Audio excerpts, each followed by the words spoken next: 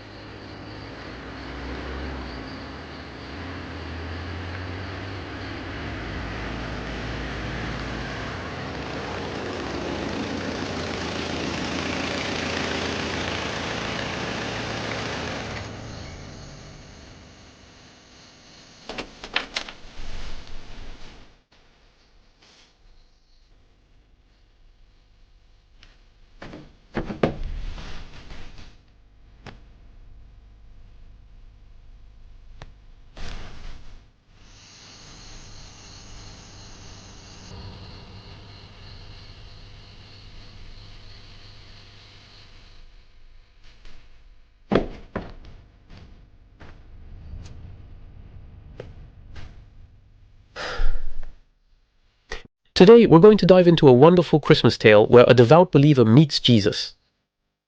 Well, actually, it's almost a Christmas tale because it takes place on December 29th and it's almost Jesus, because it's about an extraterrestrial experiment. If we focus too much on details, we won't make progress. The protagonists of this story are a 7-year-old boy, his 57-year-old grandmother, and a 50-year-old friend of hers. The place we're in, so to speak, is the greater suburbs of Houston, Texas, about 20 kilometers from the capital. The story? A close encounter of the second kind that ranks among the world's top 10 most spectacular and unexplained UFO cases involving the United States military, and an unknown source of radiation, the evidence of physical aftereffects. For several months, both women suffer from severe radiation exposure, with one developing multiple cancers, and a young boy who is psychologically traumatized. Today, we talk about wavelength and radiation. In the case of a UFO known as the Cash incident, London.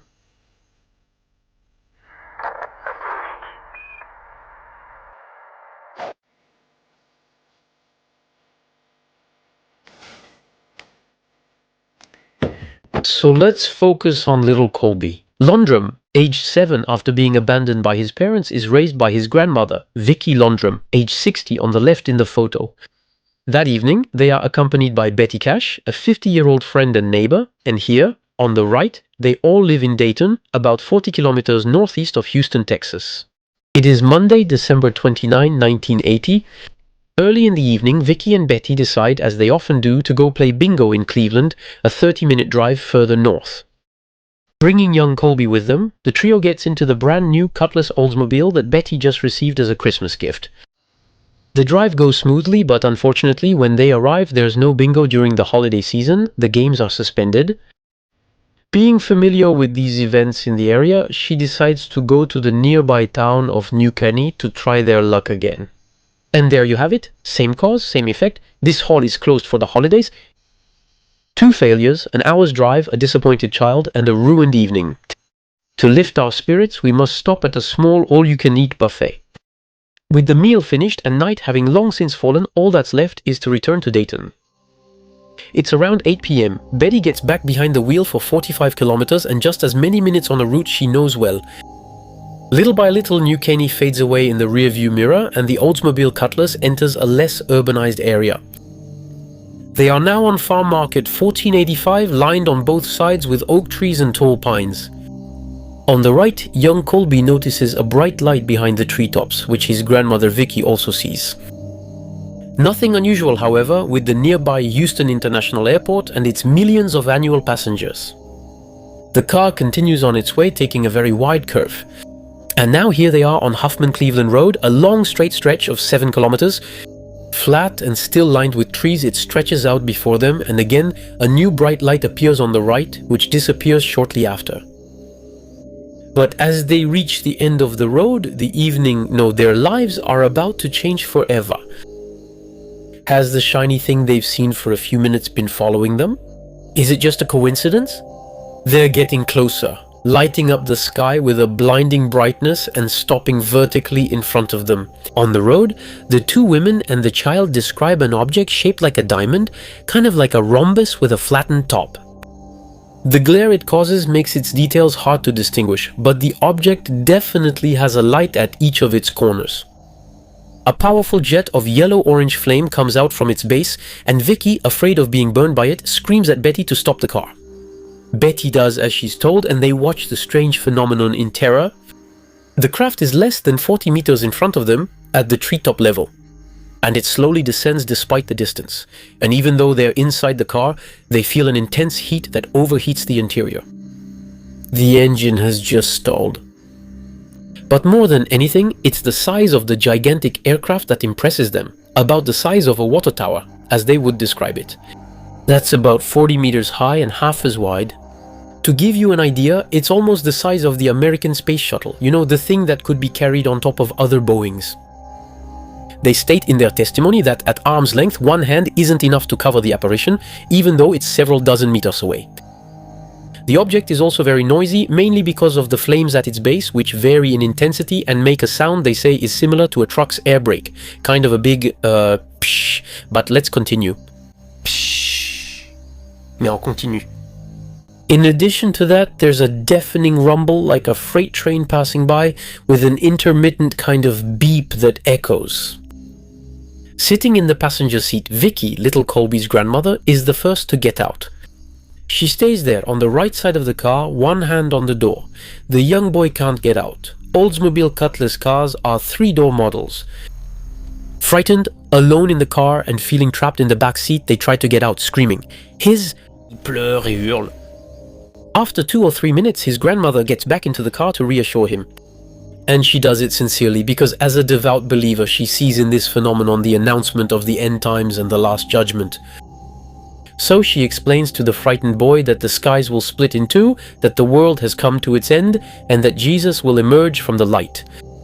So they shouldn't be afraid when a tall man comes to them to speak to them and take them to a better world, and that's Jesus.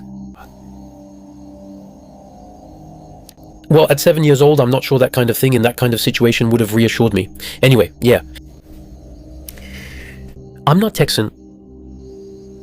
Betty Cash comes out at about the same time as her friend. After closing her car door, she takes a few steps toward the mysterious apparition, despite the intense heat coming from it. Vicky has returned to the vehicle, but Betty lingers a few minutes longer, exposing herself to the phenomenon's brilliant light. She estimates it lasted 6 to 7 minutes. Afterwards, she goes to the car but stifles a scream upon touching the door handle. It's burning hot. Shielding herself from the hot metal with her leather jacket pocket, she finally finds refuge in the Oldsmobile. That's when the craft, which had been still until then, starts to rise again. The powerful flame suddenly goes out, but the object remains very bright and seems to head west toward Houston International Airport.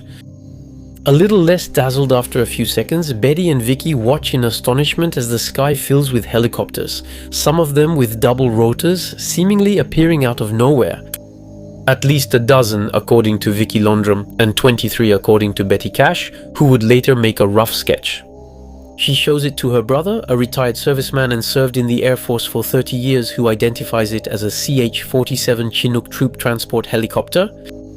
One thing to note, Betty Cash would later say in her testimonies that she clearly saw the inscription United States Air Force on the aircraft. Sweeping the ground with powerful spotlights, the helicopters surround and seem to escort the strange UFO. The squadron gradually moves away, and once her shock passes, Betty starts the car again to continue on her way, not without turning on the air conditioning to get rid of the stifling heat inside the vehicle. Later, she will spot the UFO and its CH-47 escort 2 or 3 more times in the distance, unlike when it had appeared right in front of her on the road. At her last sighting, the encounter had lasted between 15 and 20 minutes. Finally, after arriving in Dayton without saying a word, Betty Cash drops off Vicky and Colby Landrum, then gets home herself a little before 10 p.m. She briefly talks with her niece and her grandson, but without mentioning the events she just experienced, and goes to bed exhausted. This case could end here, which would be extraordinary. What we have here is literally an unidentified flying object. First, a more or less distant light, then a shiny object hard to identify, but still no photo, video, or tangible evidence. No proof, end of story. No, not here. Because after the psychological shock of this encounter with the unknown, the physical consequences appear very quickly in the hours that follow. In fact, let's start with the injuries of Betty Cash, who stayed outside the car the longest to observe the craft. When she woke up the next day, she saw her skin was red, as if she'd spent all day in the sun at the beach in August. To use her own words, her eyes are irritated. The white of her eyes burns and they are so swollen that she can barely open them. On one side of her face, her neck, her lips and her ears also swelled up, forcing her family to remove her earrings. The night before, at the restaurant, she had really enjoyed the buffet made up of cold cuts, eggs and other dishes. Now she is nauseous, unable to swallow anything without feeling sick and vomiting. Her loved ones, who try to bring her food, quickly have to give up on the idea. She is so weak that she can't get out of bed by herself. She will also need their help to go to the bathroom, suffering from diarrhea and stomach upset. As if that wasn't enough, she's suffering from a severe headache. Small blisters appear on her face, similar to those caused by burns, and she loses her hair in handfuls. For her part, Vicky Landrum is not spared and also suffers from similar symptoms: skin rashes, intestinal pain and diarrhea. For several days, she also experiences significant hair loss. The fingernails of the hand she had placed on the car door during the few minutes spent outside the car also show lesions.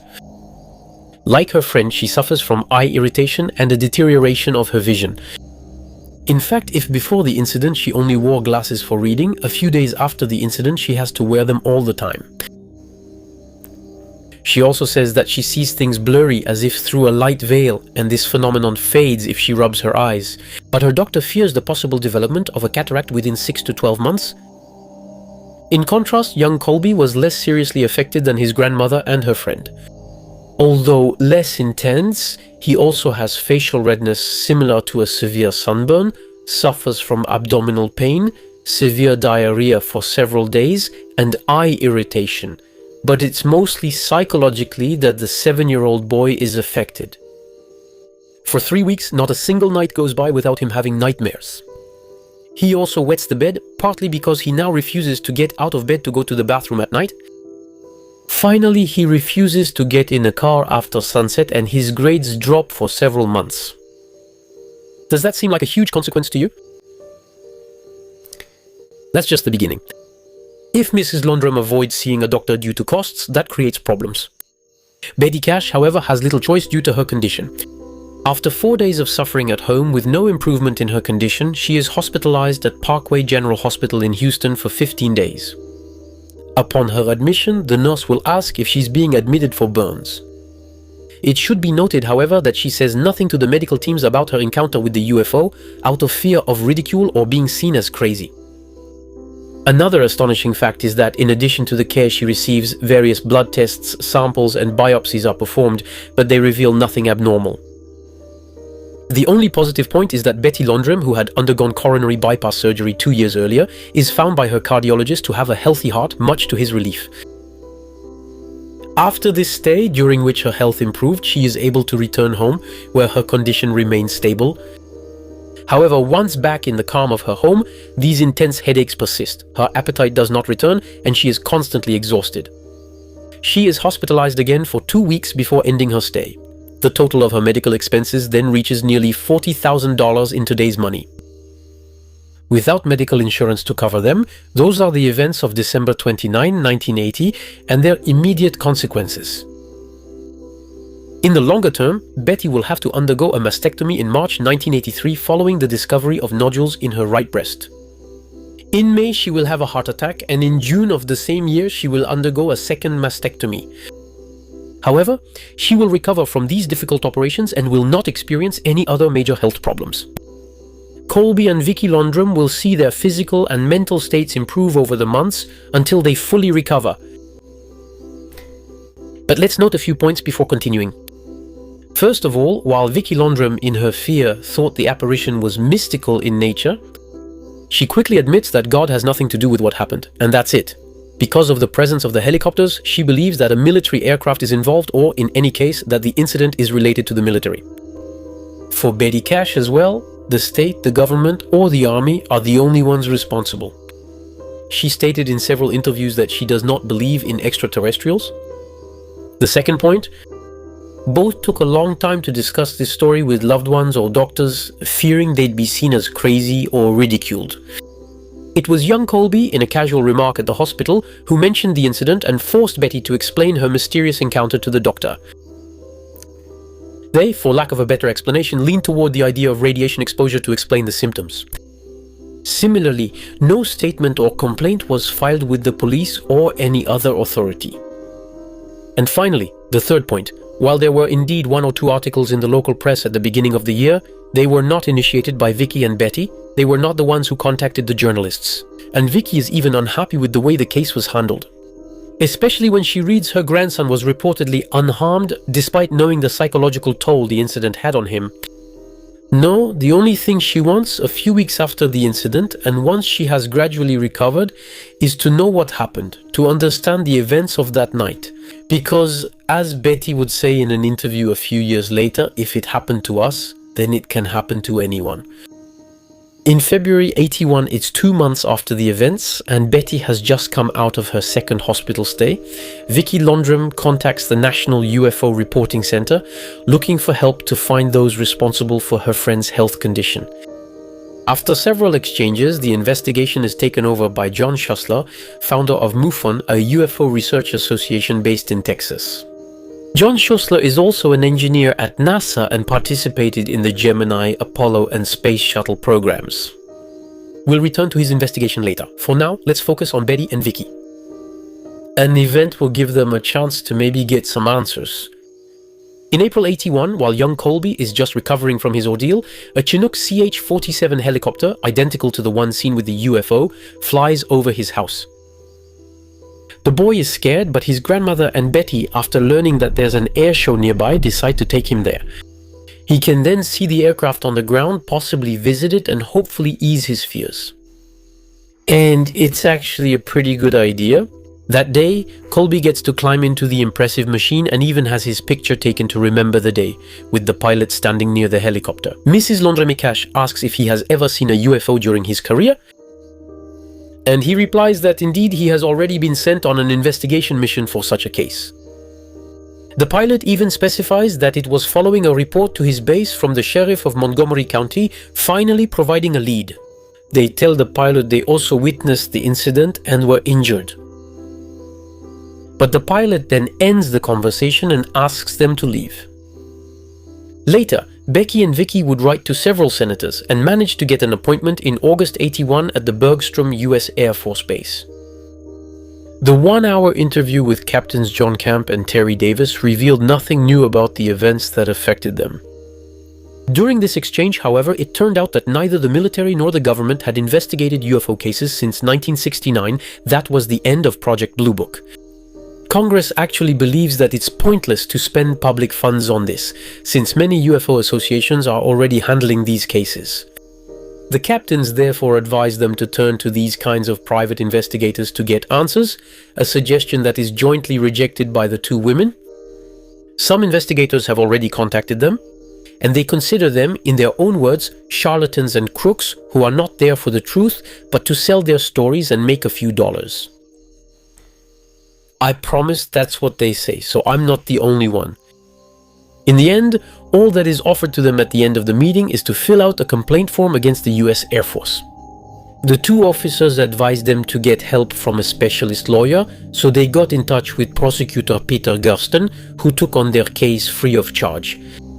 Betty Cash and Vicky Landrum filed their complaint against the federal government, demanding $20 million in compensation for medical expenses, physical injuries, and psychological consequences of the event. So that's the story of these two women and young Colby, as they told it in their first testimony. As I mentioned to you, John Schussler, founder and investigator of the ufology group MUFON, got involved in the case in February 81 following Vicky's efforts to understand what had happened to her friend. Let's follow his investigation. He, of course, collects their testimonies, goes to the place where the encounter happened, where he notices burn marks on the ground and on several nearby trees.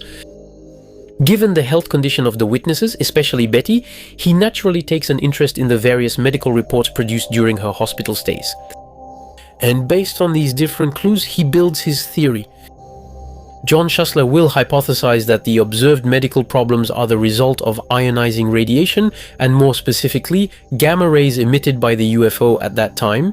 The investigator believes either an atomic weapon was moved that night or a nuclear-powered extraterrestrial craft crossed paths with the three witnesses. For him, there is no doubt about the involvement of the government or the military. This certainty is reinforced by the testimony of the military pilot flying the CH-47, who admitted to being involved in this UFO case before retracting his statement. This is the version of events he will support in articles, conferences, reports, and other television reenactments that will take place that year and in the following years. In 1998, in his book The Cash-Landrum UFO Incident, he will further develop his hypothesis. Extraterrestrials are present in large numbers on Earth. The American government is aware of it, but can't do anything except escort them. In this context, the chance encounter with Betty Cash and Vicky Landrum would have occurred. It should be noted that the various cover illustrations, used across the different reprints showing the crafts seen that night, were created by his wife, Kathy Schussler. It is largely from this book and the televised reenactments in which he participated that the versions of the story found today online and on YouTube are drawn. So let's assume that. Let's assume that the physical elements described are accurate without making any assumptions for now about their origin, whether extraterrestrial or not. Let's put ourselves in the shoes of investigators, try to make deductions based on scientific grounds, and then determine what the object could or could not have been. We start with the metallic-looking aircraft measuring 20 meters by 40, which stays in the air with a propulsion system generating large flames of a bright yellow-orange color.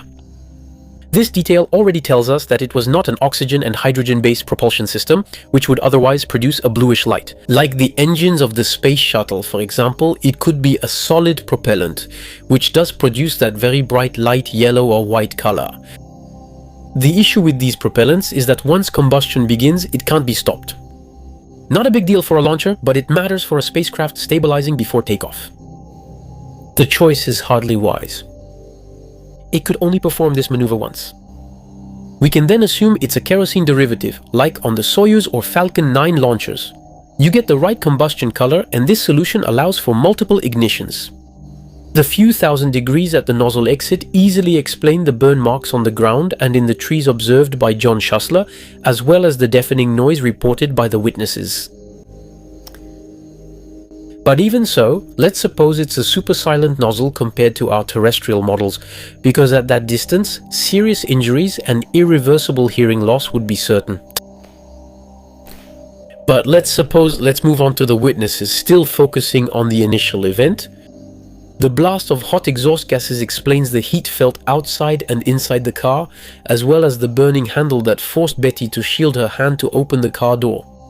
On the other hand, prolonged exposure to such a burning source can explain the eye problems, reddened skin, and swelling on the exposed areas. This heat exposure can cause headaches the next day, discomfort, and vomiting. These are symptoms that are also found in cases of severe sunburn, for example, but that doesn't explain everything. If investigator Schussler had considered the hypothesis of radiation exposure, it was because of these symptoms, but especially because of the hair loss and the persistence of the lesions over time.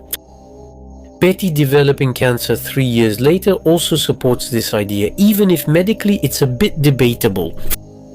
In fact, leukemia or thyroid cancer can appear within that time frame, but that wasn't her case. Scientific literature indicates instead that radiation-induced cancers take at least 5 years to develop, and more generally between 10 and 20 years. Still, let's admit it's a special case. The theory of radioactivity also explains why Betty is the most affected, since she stayed outside the car the longest. Vicky would have faced only minor consequences from her 2 to 3 minutes of exposure, while Colby would have no physical after effects since he stayed in the vehicle.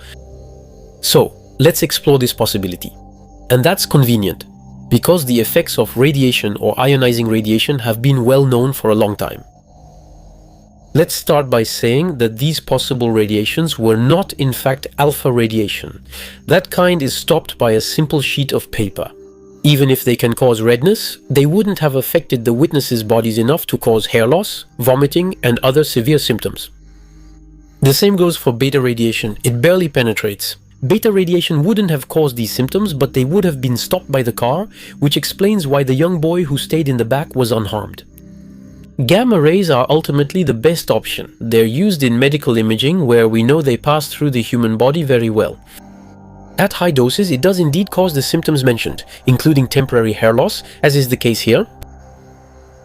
So that's it, we have our culprit and our proof, yes and no, but mostly no. It's possible to be irradiated enough to cause discomfort, vomiting, redness and swelling like a severe sunburn within hours.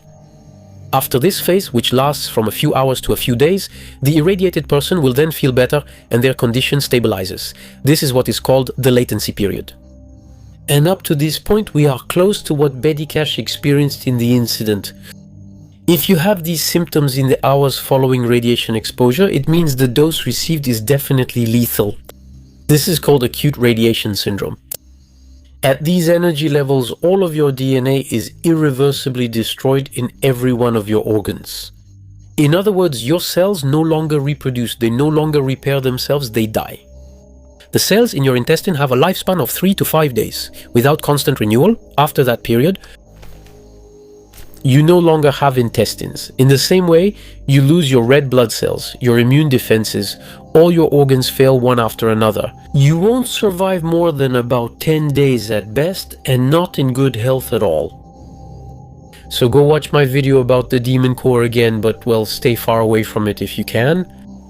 Also, let's remember that the blood tests done during these 2 hospital stays didn't show any abnormalities. And what about Betty Cash? She lived for 18 years after these events, and the cancer she developed 3 years later can't be attributed to them. It wasn't the radiation that almost killed her. Let me quote you an excerpt from the report of a physicist who was consulted about Betty's case. There's no almost about it.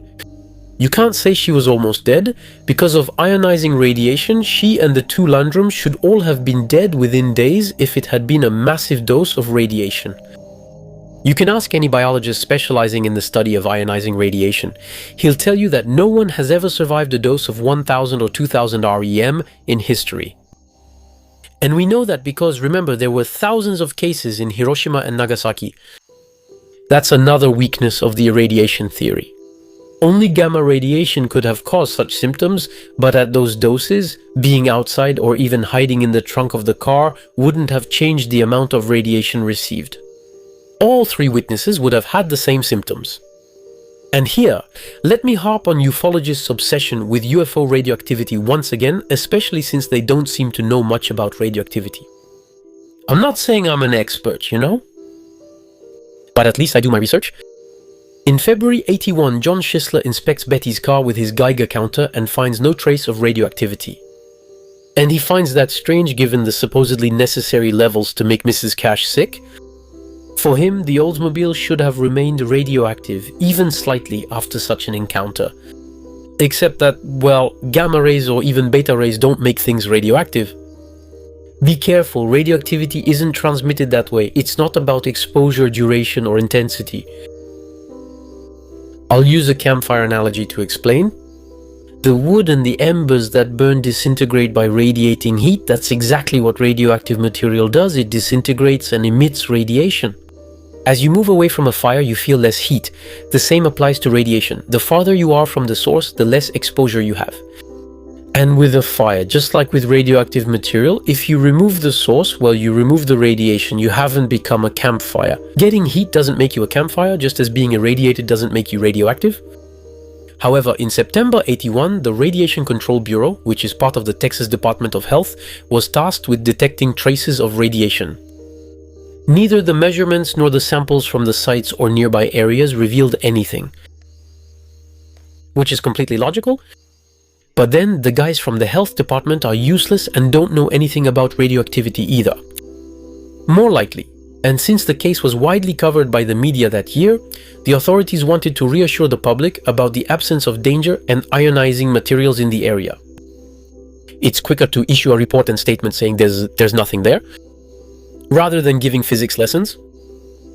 That being said, there was still something. 3 people did get sick and had their health affected for several months. This is where another investigator comes in, Alan Hendry, who works in parallel with Schisler, but for another organization. to explain the witness's physical symptoms, and after consulting with doctors, Alan Hendry suggests chemical contamination. This would explain the physical after effects, including hair loss, the different levels of exposure, and the witness's recovery. This would not have been possible in the case of radiation. Hendry's report conclusions do not mention the contaminant source. But if we go back to my hypothesis of a craft at least partially powered by a kerosene derivative, the toxicity from the evaporation or combustion of that fuel could be a lead. More broadly, Hendry suggests that the events of that night were a military training operation, a kind of cat-and-mouse exercise. The object seen and probably misidentified by the witnesses was meant to hide so it could be found and escorted.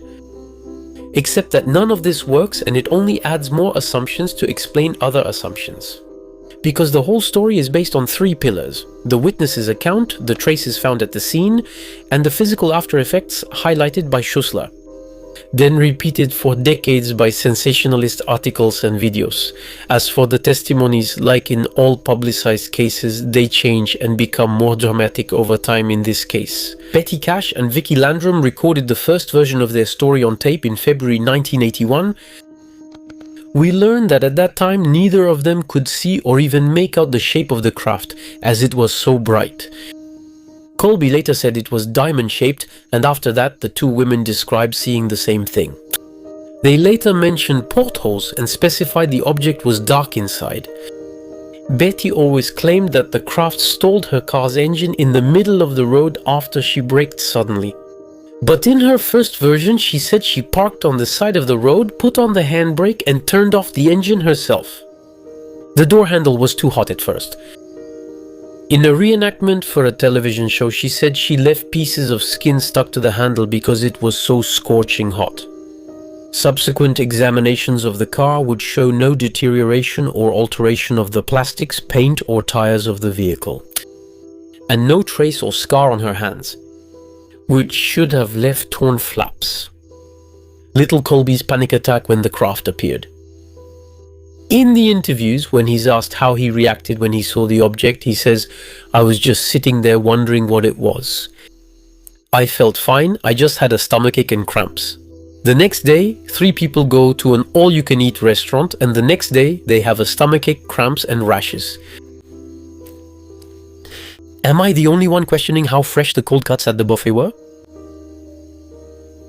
For the record, Vicky Landrum was hypnotized for one of the TV shows by a doctor who specialized in contactees, people who say they've been contacted by extraterrestrials.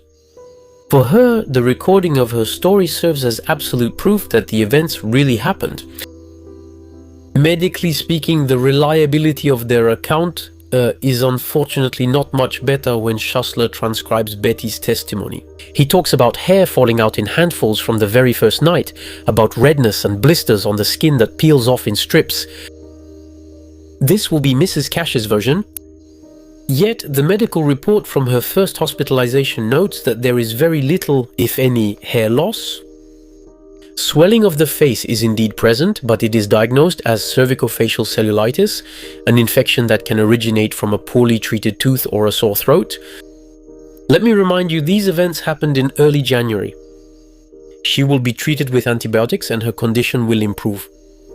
The loss of skin flaps mentioned by the two women and Schussler also does not seem to have been noticed by the doctors. And there are no photos of it, even though the case is described as exceptional and inexplicable. Hair loss would indeed be photographed on Betty Cash later after her hospital stays. This hair loss exposed 2 large scalp areas showing new hair growth. However, connecting this hair loss to radiation exposure doesn't align with known symptoms. First, the hair loss is very localized, but it should have reduced her overall hair density and affected her eyebrows as well. Secondly, because very often in such cases the hair that grows back is grey or white. As seen during radiotherapy, for example, doctors suggest 2 explanations: the development of partial alopecia due to stress. But this hypothesis is unlikely, given how localized the phenomenon is. The other possibility is that the patient pulls out her own hair due to nervous tics or in some form of Munchausen syndrome. Please note that in this case, there is no serious medical issue reported or recorded by the medical staff, nor does anything show up in the various tests that were done. Betty and John say that the hospital performed treatment for radiation burns, but there is no mention of it in her file. It only mentions a simple infection, superficial redness, irritation, and diarrhea. It's even more suspicious since acute radiation exposure is closely monitored scientifically and medically. Cases are rare, consequences are severe, and time to act is short. If the person recovers and leaves the hospital 15 days later. But what about the cancer that Betty Cash developed 3 years after the incident, which required a double mastectomy? Is that just a coincidence then? This point highlights some troubling aspects of the case. Apart from John Schisler, no investigator had access to Betty Cash's medical records to know about her previous medical history. The evening of December 29, John refuses to discuss this when asked. He also refuses to give his information to doctors who offer their help for free in this case. Are there any proofs of previous cancer problems before the events of that night, further weakening the story that Schussler sells at each of his conferences? Without access to medical records and with the investigators' very vague answers on this subject, it's hard to answer. But the fact that Betty Cash stated during her interview at Bergstrom military base in August 1980 that she had undergone a hysterectomy 20 years earlier is a serious clue. The fact that she didn't have health insurance to cover exams and regular oncological follow-ups is another. Regarding Vicky and Colby Landrum, it's even simpler. There is no scientific data at all. Ms. Landrum does have health insurance and she confirms that it could cover examinations. But she won't visit specialists or general practitioners. Not for herself or for her grandson, she'll only see her optician for her temporary vision problem despite the irradiation claims put forward by John Schussler. So her grandson's condition couldn't have been that concerning.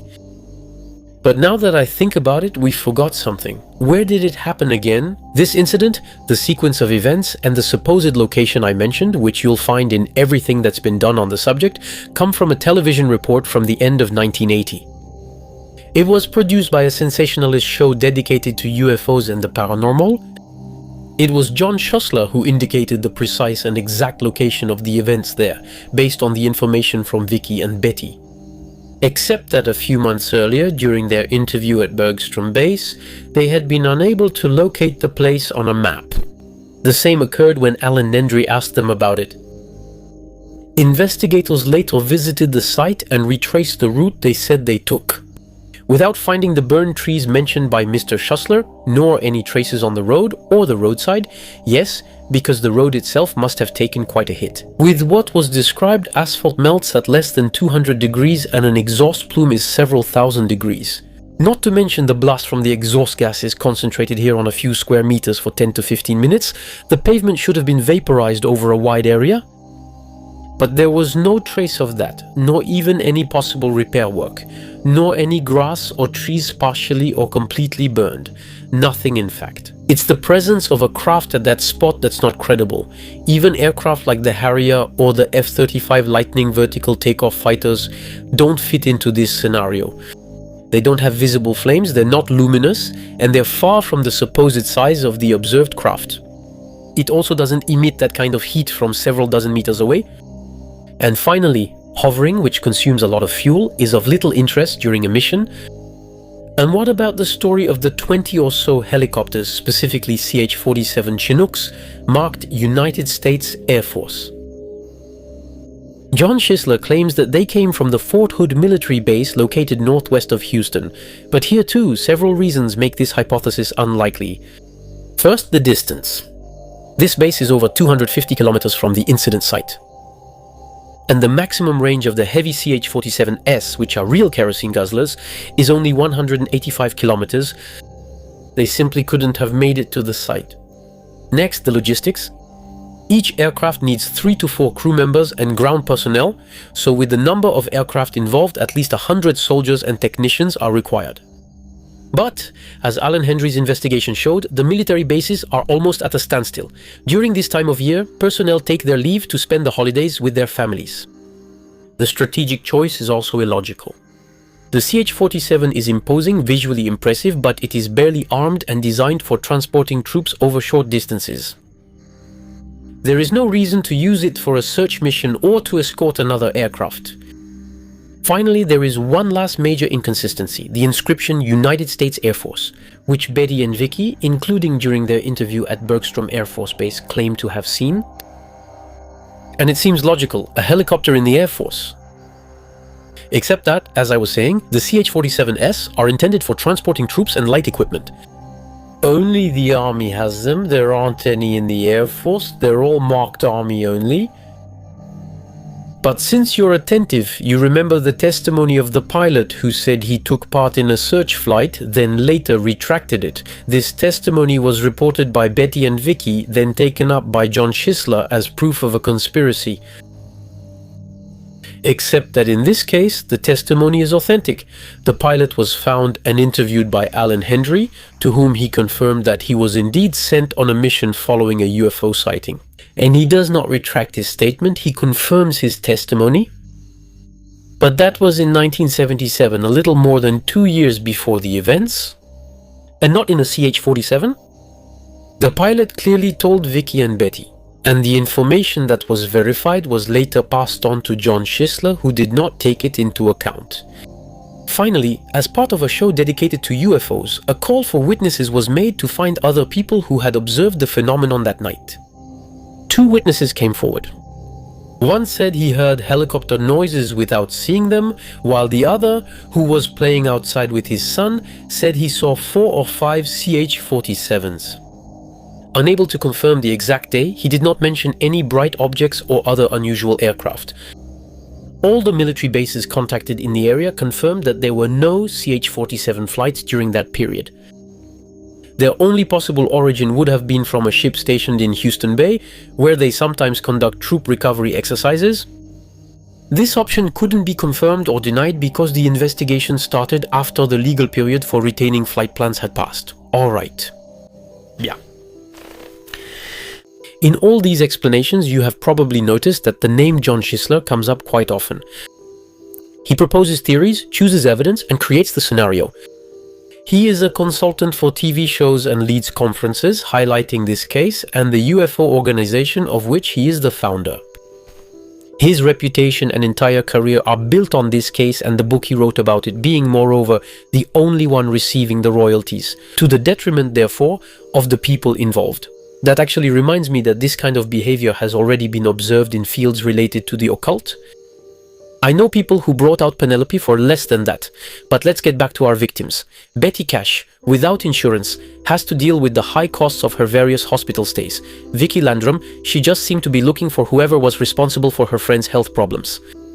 So what happened that night? All the investigations, except for Schussler's, concluded that there was no UFO or other craft and no radiation. There isn't really a scenario that stands out from the others, so I'll give you mine. On December 29, 1980, with no way to attend the planned bingo night, Betty Cash, Vicky and Colby Landrum go to a roadside restaurant. They enjoy the deli buffet there, not realizing that sticking to vegetarian food would have been better this time, and then get back on the road.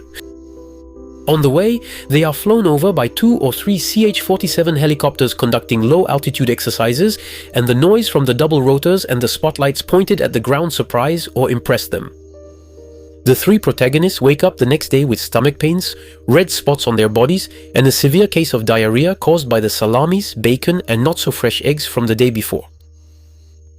Betty Cash also has significant swelling on her face and part of her neck due to an untreated sore throat. And while a few days later Vicky and Colby start to feel better, Betty's infection and condition get worse. Betty Cash and her friend put 2 and 2 together. These unusual problems are obviously linked to an unusual event, being flown over by helicopters. Betty's future health problems will inevitably be linked to that night's events. Even though she had a history of cancer, heart problems, and there is diabetes in her family, and no health insurance to ensure proper medical follow-up, so it's just a coincidence she feels sick every time she sees a helicopter. Well, yes, just like tens of thousands of good or bad things that happen to you in your life and that you don't pay attention to. But the time when two unusual things happen to you, on the same day you have that realization, the horoscope says it's your lucky day, and you find €1 on the street, that's proof that horoscopes work, and you forget about the other 364 days of the year when it didn't work out. Or there's the other version. I wore these briefs when I passed my exams, so now I wear them for every test because they bring me luck. But it's just your brain that's designed to make connections between everything it sees, and that doesn't mean those connections actually exist, but that doesn't explain how they went from helicopters flying over their car to an encounter with UFOs and a government conspiracy. But if I show you this, doesn't it remind you of the case we're dealing with today? The engine stalling, the blinding light, the temperature gauge rising, the loud beeping, the noise all around the car, and that moment with a shiny object lighting up the road, the radio talking about a big object like a house, and the character who, the very next day, has a sunburned face. Doesn't that ring a bell yet? Movie buffs will of course have recognized Close Encounters of the Third Kind, released 2 years earlier and was hugely influential at the time. I find the similarity of the situations quite disturbing. From the start, Betty believes the army caused her health problems and the government is complicit. This anti-government rhetoric grows increasingly apparent and assertive over time. Betty even goes so far as to declare on television that the army and the government have destroyed her health and her life, and now they're just waiting for her to die to finally cover up the whole affair. What if she and Vicky lack evidence to get their side of the story out? John Schuessler, placed to draw media attention, may appear legitimate to them. And for Betty, as mentioned by doctors, even going so far as to develop Munchausen syndrome by pulling out her own hair to support the radiation theory. Regarding the aftermath of this story, the lawsuit they filed will not succeed. The prosecution could not prove the presence of military CH-47 helicopters at the scene, traces of radiation, that the army used or transported radioactive materials that night, or even that the plaintiff's symptoms were related to radiation exposure. They will try to reopen the case in 1990 to show that government officials are lying in this matter, but without success. Betty Cash passed away in December 1998, 18 years after the events. At the age of 69, Vicky Landrum passed away in September 2009 at the age of 83. Colby Landrum is still alive to this day, without any particular health problems, and is the father of a little girl. John Schuessler, who retired in 2022, and his organization MUFON, were the only ones to derive clear publicity and financial benefits from this case. Look up at the sky, stay astronomical. And see you next time.